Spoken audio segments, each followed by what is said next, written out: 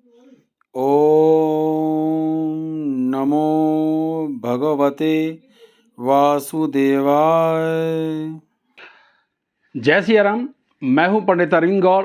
स्वागत करता हूं आपका अपने YouTube चैनल ज्योतिष विद पंडित गौड़ में। और आज की चर्चा का विषय है मंगल का राशि परिवर्तन।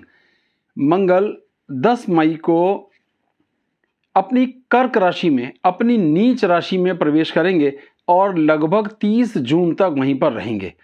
तो ये नियर अबाउट 50-51 दिन का समय है जो अपना प्रभाव हम पर छोड़ेगा। हर लग्न के हिसाब से इसकी चर्चा करेंगे कि किस पर कैसा प्रभाव आएगा, वो तो है ही, लेकिन क्योंकि वो नीच राशि में जा रहा है तो नीच भंग योग भी बनेगा। 3 ऐसे विशिष्ट नीच भंग योग जो 8 लग्नों पर लागू होंगे, जिनके विषय में मैं डिटेल में आपको समझाने का प्रयास करूंगा। 4 ऐसी राशियां रहेंगी जिन पर नीच भंग राजयोग नहीं बनेगा, उनको पूर्णतः नीच का ही प्रभाव आएगा। तो बहुत इंटरेस्टिंग वीडियो है, कुछ ना कुछ नया सीखने को मिलेगा। थोड़ा भी ध्यान से देखेंगे तो बड़ा आनंद आने वाला है। मेष की बात करते हैं। मेष लगन में अगर हम ध्यान से देखेंगे तो मंगल चौथे भाव में आएंगे और वो अपनी नीच राशि में होंगे। अब अगर वो सिर्फ नीच राशि में होते तो बड़ा बुरा प्रभाव वो दे सकते थे, लेकिन स्थिति यहाँ पर यह है कि वो नीच भंग कर रहे हैं। कोई भी ग्रह अगर अष्टमेश होता है तो वो नीच राशि में नहीं गिना जाता। एक तो यही कारण हो गया। दूसरा, जिस राशि में कोई ग्रह अपनी नीच राशि में जब होता है तो उसी राशि में जो ग्रह उच्च का होता है, तो वो अगर लगन से केंद्र में हो तो नीच भंग हो जाता है। आसान शब्दों में समझाता हूं। कर्क राशि में मंगल नीच के हैं और कर्क राशि में गुरु अपनी उच्च राशि में होते हैं। तो अगर गुरु लग्न से केंद्र में है तो नीच भंग राजयोग बन गया, और वो कहाँ बैठे हैं? मेष लगन में ही। तो ये दूसरा नीच भंग योग बना। इसे गोचर पे मैं बता रहा हूं, आप इसे परमानेंट कुंडली के हिसाब से सीखें, समझें, आपके लिए इसकी सुविधा होगी।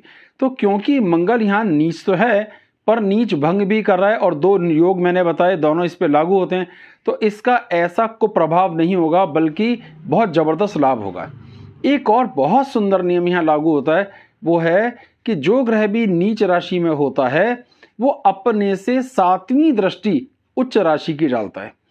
इस हिसाब से देखें तो क्या होगा कि मंगल कर्क राशि यानी चौथे भाव में नीच में है और उनकी उच्च दृष्टि 10वें भाव पर पड़ रही है। तो अर्थ यह निकला कि वो सुख के लिए शायद कुछ कम अच्छे होते अगर नीच में ही होते तो, लेकिन उसकी पूरी उच्च दृष्टि 10वें भाव पर है, तो कार्य क्षेत्र पर उसका जबरदस्त लाभ देखने को मिलना चाहिए, वो तो मिलेगा ही। अब ये नीच भंग हो गया तो अर्थ यह निकला कि ये चौथे घर में होने पर भी अपना अच्छा प्रभाव रखेगा। लगन का स्वामी है और नीच भंग राजयोग बना रहा है, तो सेहत के हिसाब से, व्यक्तित्व के हिसाब से, आपके सुखों के हिसाब से, कार्य क्षेत्र में आपकी सफलता के हिसाब से देखा जाए तो बहुत अच्छा प्रभाव इसका देखने में आएगा। तो मेष को किसी भी तरह का कोई भी बहुत बड़ा नुकसान, तकलीफ कुछ भी नहीं। इस दौरान आपको तरक्की मिल सकती है, कार्य क्षेत्र में बहुत सफलता मिल सकती है, कुछ यात्राओं का मौका मिल सकता है, मकान से संबंधित कुछ मामला सॉल्व हो सकता है, उच्च शिक्षा का मौका मिल सकता है और नौकरी मिलने की संभावना भी देखने में आएगी। तो कर्क के लिए इसका किसी तरह का कोई नुकसान नहीं है, क्योंकि 2 नीच भंग योग बने जो मैंने आपको पहले पढ़ के बताए, और ये बार बार रिपीट होंगे, इसलिए मैं इसे अभी दोबारा रिपीट नहीं कर रहा हूं। तो मेष के लिए स्थितियां बड़ी सुकून भरी हैं, किसी तरह की कोई समस्या नहीं है, तो किसी उपाय की भी कोई आवश्यकता नहीं पड़ेगी। अब बात करते हैं वृषभ लगन के लिए। वृषभ लगन की स्थिति है कि यहां पर मंगल 3रे भाव में नीच राशि में आएंगे और उसकी उच्च दृष्टि कहां पड़ेगी? भाग्य भाग पर। तो वो भाग्य के भाव की वृद्धि करेंगे और 3रे भाव में मंगल नीच में, लेकिन यहां भी नीच भंग का एक योग बन रहा है। तो यहां जो योग नीच भंग का बन रहा है वो ये है कि मंगल अपनी नीच राशि में, मंगल जिस राशि में उच्च के होते हैं, किस में होते हैं? मकर में। मकर का स्वामी कौन? शनि। तो अगर जो ग्रह नीच राशि में है उसकी उच्च राशि का स्वामी अगर लगन से केंद्र में हो तो नीच भंग हो जाता है। और यहां शनि स्वग्रही होकर के अपना राजयोग बना रहे हैं, जिसका नाम है मालव्य महायोग। तो ये नीच भंग योग बना जो मैंने आपको पढ़ के बताया। वृषभ राशि पर, वृषभ लगन पर भी आप इसे कह सकते हैं। तो ये बहुत अच्छी स्थिति हो गई। यहाँ क्या स्थिति होगी, वैवाहिक जीवन के हिसाब से सुखों की थोड़ी स्थिति इंप्रूव होगी, भाग्य की स्थिति बहुत इंप्रूव होगी, आपको कर्म करने की सामर्थ्य, एफर्ट्स, भाइयों के साथ तालमेल की स्थितियों में सुधार देखने में आएगा। अब एक जर्नल सा नियम और है, उसको भी आप समझ लीजिए, वो ये कि मंगल की एक राशि है मेष, जिसमें सूर्य और राहु भी बैठे हैं, उसका भी प्रभाव मंगल पर देखने में थोड़ा आएगा। तो थोड़े खर्चे ज़्यादा हो सकते हैं, भागदौड़ हो सकती है, छोटी मोटी कानूनी दिक्कत भी देखने में आ सकती है। ये बड़ा माइनर फीचर होगा, लेकिन फिर भी आपको तैयार आना चाहिए। थोड़ा हॉस्पिटल का भी चक्कर लग सकता है। तो छोटी छोटी समस्याओं को छोड़ दिया जाए तो भाग्य के लिए, धर्म के लिए, स्टेटस के लिए, भाइयों के साथ तालमेल के लिए, कर्म, आपकी एफर्ट्स, आपके मेहनत के हिसाब से ये परफॉर्मेंस अच्छी है और शत्रुओं पर दबाव बनाने वाली है। यानी शत्रु कमजोर होंगे, आपके प्रेशर में रहेंगे, आपकी बात सुनेंगे और समझेंगे। स्थितियां बिल्कुल ठीक रहने वाली। अब बात आ जाती है मिथुन लगन की। मिथुन लगन में ये दूसरे भाव में रहेंगे और इसकी उच्च दृष्टि अष्टम भाव पर पड़ेगी। यहां कोई सा भी नीच भंग योग नहीं बन रहा है। तो मिथुन के लिए जब हम लग्न के हिसाब से देखेंगे तो कोई भी नीच भंग राजयोग यहां पर नहीं बन रहा है। यह मंगल कंफर्म नीच में। इसका नुकसान क्या देखने में आएगा, आपको आमदनी के क्षेत्र में दिक्कत आएगी, इनकम को लेकर समस्या आएगी, कुछ नए सोर्स जो आप मेहनत करके डेवलप करना चाह रहे हैं उसमें कोई समस्या देखने में आ सकती है, शायद वो डेवलप ना हो, ऐसा हो सकता है। गले से संबंधित, भाषा से संबंधित, परिवार से तालमेल से संबंधित कुछ दिक्कतें देखने में आ सकती हैं। खून से संबंधित, ब्लड प्रेशर का बढ़ना, घटना, ब्लड टेस्ट ज़्यादा करवाने की स्थिति आना, चोट लगना भी देखने में आ सकता है। तो मिथुन को थोड़ी सावधानी की आवश्यकता पड़ेगी, क्योंकि उनके लिए नीच भंग नहीं हो रहा है और थोड़ा सा प्रभाव भी खराब देखने में आ रहा है। यहाँ पर मंगल षष्ठेश होकर के दूसरे घर में बैठा है, ये भी एक तरह से विच्छेदात्मक प्रकृति डेवलप करेगा फैमिली से आपके तालमेल की। तो अपनी भाषा, अपने स्वभाव को थोड़ा सा संभालना है, चोट लगने से खुद को बचाना है और आमदनी को संभाल के रखने की कोशिश करनी है। ये दिक्कतें आपको देखने में आ सकती हैं। हनुमान जी की पूजा अर्चना करना, मंगल ग्रह के बीज मंत्रों का जाप करना भी एक हल हो सकता है। कर्क लगन की बात करते हैं। लगन में ही मंगल अपनी नीच राशि में।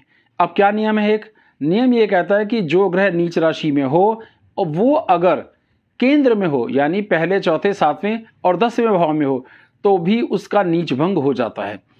तो यहाँ पर ये बड़ा अच्छा नियम एक लागू हो गया। और एक दूसरा नियम कौन सा लागू है कि जिस ग्रह में मंगल नीच का है उसी ग्रह में उच्च का कौन सा होता है, गुरु।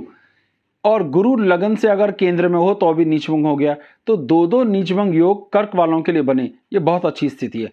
लगन में मंगल का नीच भंग बना, ये प्लस पॉइंट है। तो स्टेटस, रुतबा, शान, कार्य क्षेत्र में तरक्की मिलने की संभावनाएं बढ़ेंगी। सेहत, व्यक्तित्व को लेकर की स्थितियां ठीक होंगी। खून से संबंधित कुछ समस्याएं चल रही हैं, कंट्रोल होंगी। वैवाहिक जीवन में भी स्थितियों में सुधार, ससुराल पक्ष से तालमेल की स्थितियों में कुछ सुधार देखने में आना चाहिए। कभी कभी सिरदर्द की थोड़ी शिकायतें हो सकती हैं, इसके लिए थोड़ा जागरूक रहने की जरूरत है। जिन्हें पहले से ही पाइल्स की कोई समस्या है वो थोड़ी बहुत बढ़ सकती है, लेकिन अलावा इसके कर्क के लिए कोई स्थिति खराब नहीं है। दो नीच भंग राजयोग यहाँ पर बन रहे हैं, जिसका फायदा आपको देखने में आएगा। अब बात आ गई सिंह लगन। अब सिंह लगन की स्थिति है कि मंगल 12वें घर में अपनी नीच राशि में है। अब यहाँ कौन सा नियम बनता है, यहाँ पे नियम बनता है कि जो ग्रह जिस राशि में नीच का हो वो जिस राशि में उच्च का होता है। मंगल किस में उच्च में होते हैं, मकर, और मकर राशि का स्वामी क्या होता है, शनि। तो अगर शनि लग्न से केंद्र में है तो नीच भंग हो गया। तो ये भी यहाँ पे नियम लागू हुआ। तो इनके लिए, सिंह लगन वालों के लिए भी मंगल नीच भंग योग बना रहा है। ये बड़ी अच्छी स्थिति यहाँ पे बन गई। 12वां घर हमारे खर्चों का, सिरदर्दियों का, भागदौड़ का, चोट लगने का, कुछ कानूनी दिक्कतें आने का हो सकता है। लेकिन शत्रु विजय योग बनाने का, कर्ज देने का, कर्ज वसूल करने का भी है। शेयर मार्केट में भी कुछ प्रॉफिट्स हो सकते हैं, ऐसा भी देखने में आ सकता है। भाग्य की स्थिति, पिता से तालमेल की स्थितियों में सुधार देखने में आ सकता है। यात्राएं देखने में आ सकती हैं, घूमने फिरने का मौका मिल सकता है। कुछ प्रॉपर्टी के बदलने का भी योग देखने में आ सकता है। सारी चीज़ें अच्छी हैं, ऐसी कोई बहुत खराब स्थिति नहीं है, क्योंकि वो अपनी नीच राशि में है। लेकिन नीच भंग कर लिया तो स्थितियों में बहुत अच्छा सुधार देखने में आएगा। हो सकता है कि आपको लग रहा हो कि नीच भंग हो गया तो सब कुछ ठीक हो गया, ऐसा नहीं होता है। मैं इससे अगला वीडियो एक और बनाकर अपलोड करूंगा, जिसमें 2-3 बहुत अच्छे एग्जाम्पल्स आपको दिखाऊंगा कि जो अपने जीवन में बहुत ऊंचे शीर्ष तक पहुंचे और अपने डिपार्टमेंट के बहुत ऊंचे ऊंचे पदों तक पहुंचे और उनकी कुंडली में एक एक दो दो, बल्कि एक कुंडली में तो तीन तीन नीचभंग राजयोग बने, तो इससे आपको पता चलेगा कि वास्तव में नीचभंग राजयोग कितना जबरदस्त प्रभाव करते हैं। अगला वीडियो जरूर देखिएगा। अब बात आ जाती है कन्या लगन की। अब कन्या लगन के लिए किस वर्ष में जो नियम लागू होता है एक, उस पर ध्यान दीजिए। वो ये कहता है कि अगर कोई ग्रह, एक योग बन रहा है, एक योग बन रहा है, वो कौन सा है कि अगर कोई ग्रह नीच राशि में है और वो अष्टमेश भी है तो भी नीचभंग हो जाता है। यहाँ पे मंगल नीचभंग कर रहा है, तो एक स्थिति तो ये बन गई। लेकिन मंगल की जो स्थिति है वो आमदनी के घर में छठे से छठे भाव से छठा भाव, भावात भावम के हिसाब से, तो वो शत्रुओं पर दबाव डालने वाला है, आमदनी को इम्प्रूव करने वाला है, संतान पक्ष का, ज्ञान का, बुद्धि का, सही समय पे सही डिसीजन लेने का बहुत अच्छा यहाँ पे योग बनाएगा। कुछ इनकम और कुछ किसी सब्जेक्ट में एक्सपर्टी का योग भी बनाएगा। थोड़ी बहुत कमर से संबंधित तकलीफ देखने में आ सकती है, किसी तरह की चोट लगना भी देखने में आ सकता है, तो थोड़ी सी सावधानी की यहाँ जरूरत पड़ेगी। लेकिन ऑन दी होल स्थितियाँ ठीक हैं। आपको अपने एफर्ट्स, प्रयास पर ध्यान देने की जरूरत पड़ेगी थोड़ा सा, तो आपको लाभ होगा। कन्या के लिए थोड़ा मिला जुला प्रभाव है। कमर जहाँ हम पूरे पे बेल्ट बांधते हैं उस पोर्शन से संबंधित तनाव देखने में आ सकते हैं, लेकिन ज़्यादा चिंता की या ज़्यादा फिक्र की कोई भी बात नहीं। तुला लगन की बात करते हैं। तुला लगन के लिए मंगल दशम भाव में होंगे, अपनी नीच राशि में है, नीच भंग कर रहे हैं। बताऊंगा अभी कैसे कि मंगल जिस राशि में नीच में है वो है कर्क राशि, और कर्क राशि में ही गुरु उच्च राशि में होते हैं। तो गुरु अगर केंद्र में है लगन से तो भी नीच भंग राजयोग हो गया, तो ये एक जबरदस्त योग बना। अब मंगल की उच्च दृष्टि पड़ रही है चौथे भाव पर। चौथा भाव क्या है? हमारे सुखों का, मन का, यात्राओं का, उच्च शिक्षा का, माताजी का, अपने मकान का और वाहन का, इतनी सब चीज़ों को वहाँ से हम देखते हैं। बहुत अच्छी स्थिति बना रहा है, बहुत ही सुकून की स्थिति बना रहा है। वैवाहिक जीवन का, खानदानी संपत्ति संपदा का, कुटुंब के साथ तालमेल का, क्योंकि नीचभंग हुआ तो इन सभी चीज़ों में प्रभाव देखने में आएगा। थोड़ी बहुत स्थितियों में खराबी देखने में ये आ सकती है कि ससुराल वालों से कुछ अनबन हो जाए, क्योंकि वहाँ और ग्रह भी बैठे हैं, सूर्य और राहु भी बैठे हैं, उसका थोड़ा प्रभाव होगा। लेकिन कुल मिलाकर मंगल के कारण कोई विशेष तकलीफ इन्हें नहीं होगी। स्थितियां लमसम ठीक रहेंगी, थोड़ी बहुत ऊपर नीचे हो सकती हैं, लेकिन लगभग बिल्कुल ठीक रहेंगी। वृश्चिक लगन, अब लग्नेश होकर के ही वो नीच राशि में चला गया 9वें घर में, और उसकी पूर्ण उच्च दृष्टि कहाँ पड़ रही है? तीसरे भाव पर। कर्म में जबरदस्त इजाफा होगा, आपके प्रयास जबरदस्त बढ़ेंगे, प्रयासों का फल आपको जबरदस्त तरीके से प्राप्त होता हुआ दिखाई देगा। यहाँ कौन सा नियम है जो लागू हो रहा है? वो ये है कि ग्रह की जो उच्च राशि होती है उसका स्वामी अगर केंद्र में हो तो नीचभंग हो जाता है। अब मंगल कहाँ है? कर्क राशि में, नीच राशि में। उच्च में होंगे मकर राशि में। मकर राशि का स्वामी शनि, शनि अपना राजयोग बना रहा है, लगन से केंद्र चौथे भाव में बैठा है, इसलिए नीचभंग राजयोग यहाँ पर बन गया। ये बहुत अच्छी स्थिति है। तो मंगल के यहाँ नीच में जाने से आपकी सेहत, व्यक्तित्व, आपकी अपने काम पर पकड़, प्रयास, भाइयों के साथ तालमेल की स्थितियों में बहुत ज़बरदस्त इजाफा होगा। सुखों की स्थितियों में भी इंप्रूवमेंट देखने में आएगा।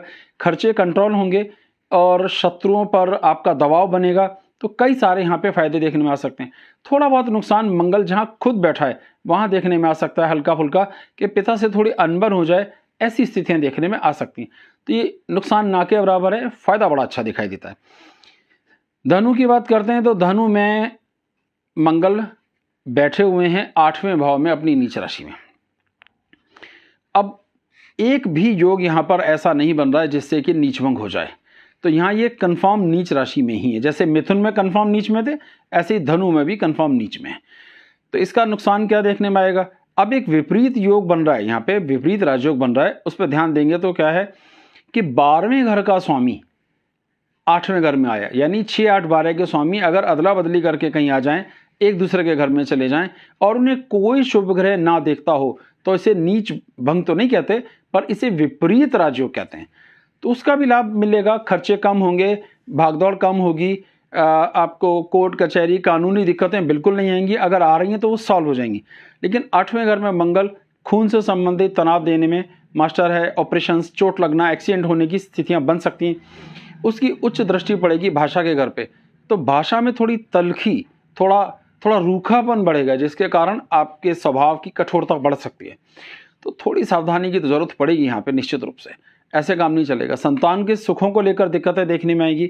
संतान जिनको पैदा होने वाली है उनको भी दिक्कत देखने में आएगी। हो सकता है सिजेरियन डिलीवरी हो जाए, एक संभावना उनकी अपनी कुंडली में भी योग रहेगा। तो संतान को लेकर, सही मौके पर डिसीजन को लेकर, अपने डाइजेशन को लेकर, चोट को लेकर, खून से संबंधित तनाव, भाषा की कड़वाहट भी देखने में आ सकती है। इतने नुकसान होंगे, सिर्फ खर्चे कम होंगे क्योंकि विपरीत राजयोग बनाया उसने। तो स्थितियां जरा खराब ही हैं, ज़्यादा अच्छी नहीं है। हनुमान जी की सेवा अर्चना और मंगल के बीज मंत्रों का जाप अवश्य करें, जिससे आपको कम से कम तकलीफ हो या बिल्कुल भी ना हो।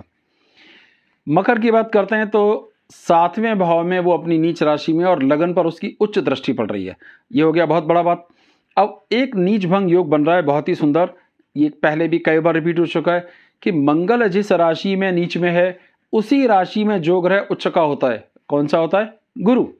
अगर वो लगन से केंद्र में आ जाए तो नीचभंग हो जाता है। तो यहाँ पर ये स्थिति बहुत शानदार बन गई कि गुरु यहाँ पर केंद्र में बैठे हुए हैं, तो मंगल का कंफर्म नीचभंग हुआ। आमदनी के क्षेत्र में जबरदस्त फायदा होगा, सुखों में वृद्धि होने का योग बनेगा, मकान का, वाहन का, यात्राओं का मौका मिलेगा। ये बहुत अच्छी स्थिति देखने में आएगी। वैवाहिक जीवन की स्थितियों में भी कुछ सुधार होगा, कुछ थोड़ी अनबन अगर पहले से चल रही होगी तो उसमें भी सुधार देखने में आएगा। बोली भाषा में भी थोड़ा सा रूखापन जरूर बढ़ सकता है, लेकिन बहुत सटीक बात कही जाएगी। कुछ ऐसे झगड़े झंझट खत्म होंगे जो पहले से चल रहे हैं लेकिन अब बातचीत से सुलझाए जा सकेंगे, तो इसका फायदा ही फायदा है। और आमदनी में कुछ नया सोर्स ऑफ इनकम जरूर डेवलप होगा। आमतौर पर बैंकिंग का या जो शेयर मार्केट से संबंधित काम करते हैं उन्हें अधिक फायदा होने का योग दिखाई देता है। अब आ जाती है बारी कुंभ लगन की। लगन में ही शनि का राजयोग है और मंगल यहाँ 6ठे भाव में अपनी नीच राशि में। मंगल 6ठे भाव का कारक भी होता है और वहाँ वो सबसे अधिक ताकतवर और प्रभावशाली होता है। अब यहाँ पे नीचभंग योग क्या बन रहा है कि मंगल जिस राशि में उच्च का होगा यानी मकर राशि में, उसका स्वामी हुआ शनि, अगर वो लगन से केंद्र में है तो नीचभंग हो जाएगा। और वो तो शनि लगन में राजयोग बना रहे हैं, तो इनके लिए भी नीचभंग राजयोग यहाँ पे बन गया। इसका फायदा स्टेटस को देखने में आएगा। इसका फायदा आपके एफर्ट्स, प्रयास, कोशिश, शत्रुओं पर आपकी जीत, समस्याओं का सॉल्यूशन निकालना, कुछ यात्राएं करना, कुछ भागदौड़, कुछ पैसा खर्च होना, किसी तरह की चोट या ऑपरेशन से संबंधित भी छोटी मोटी दिक्कत देखने में आ सकती है। लेकिन सब कुछ ठीक है, कुछ भी यहाँ पे खराब स्थिति नहीं है। और प्रयास तो इतने ज़बरदस्त हो सकते हैं, इस दौरान इतनी खुशियाँ और आनंद की प्राप्ति आपको हो सकती है कि आनंद आ जाए। तो थोड़ा सा भी आपने जेन्युइन कोशिश की तो उसके रिजल्ट बहुत अच्छे आपको देखने में आ सकते हैं। अब बारी आ जाती है आखिरी लगन, मीन लगन की। मीन लगन के लिए ये 5वें भाव में अपनी नीच राशि में चले जाते हैं। यहाँ पर भी कोई सा भी नीचभंग राशियोग ये नहीं बना रहे हैं। अब हमारी तीसरी राशि हो गई, पहले मिथुन, फिर धनु, उसके बाद में मीन। इन तीनों में ही ये नीचभंग बिल्कुल नहीं बन रहा है, बाकी 9 में बन रहे हैं जो मैं आपको बता चुका हूँ। थोड़ी स्थिति ये खराब रहेगी कि भाग्य से संबंधित तनाव, पिता से संबंधित तनाव देखने में आएगा, धर्म की थोड़ी हानि होगी, संतान के साथ तालमेल को दिक्कत आएगी, संतान अपनी एजुकेशन को लेकर दिक्कत आएगी, सही मौके पर सही पढ़ाई लिखाई में दिक्कत देखने में आएगी, भाषा का कड़वापन बहुत बढ़ सकता है, परिवार से अनबन हो सकती है, परिवार से लड़ाई हो सकती है, कुछ संबंध विच्छेद भी देखने में आ सकते हैं। तो स्थितियाँ खराब रहेंगी, नुकसान देखने में आएगा। और इसकी चौथी दृष्टि जहाँ पड़ रही है वो होगी 8वां घर। अब 8वें घर पे चौथी दृष्टि का अर्थ है किसी तरह की चोट लगना, खून से संबंधित कोई तकलीफ देखने में आना, किडनियों से संबंधित या पाइल से संबंधित भी कोई समस्या का बढ़ जाना हो सकता है। तो सावधानी की निश्चित रूप से जरूरत पड़ेगी। और सावधानी क्या करनी है, हमें हनुमान जी की पूजा अर्चना और मंगल के बीज मंत्रों का जाप करना है। तो 3 ऐसी लग्न राशियां हुई जिन पर नीच भंग नहीं बन रहा है, मिथुन, धनु और मीन।